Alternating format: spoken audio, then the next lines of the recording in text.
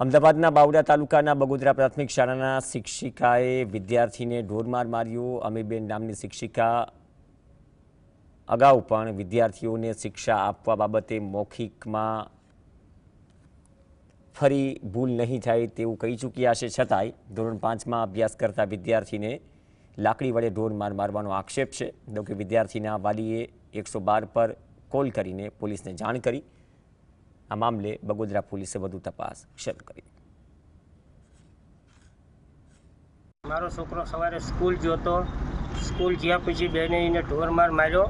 પછી મેં 112માં જાણ કરી, 112 આવી અને બધી તપાસ કરીને મારા છોકરાને દવાખાને મોકલ્યો। દવાખાને મોકલી અને અમને બગોદરા પોલીસ સ્ટેશને લાવ્યા એટલે એને બધી કાયદેસરની કાર્યવાહી કરવાની હતી। બેનને પૂર્વ મૌખિક ચેતવણી આપીને હવે ફરી આવી ઘટના ન બને તેવી બાંહેધરી લીધી હતી। આજ રોજ જાણવા મળ્યું કે બેને ફરી પાછું એક બાળકના જમણા હાથમાં ઈજા પહોંચાડેલ। શાળાના વડા તરીકે મેં એમને ખાતરી આપી કે બેનને જ્યાં જે રીતે કાઉન્સેલિંગ કરવાની જરૂર પડશે કાઉન્સેલિંગ કરીશું।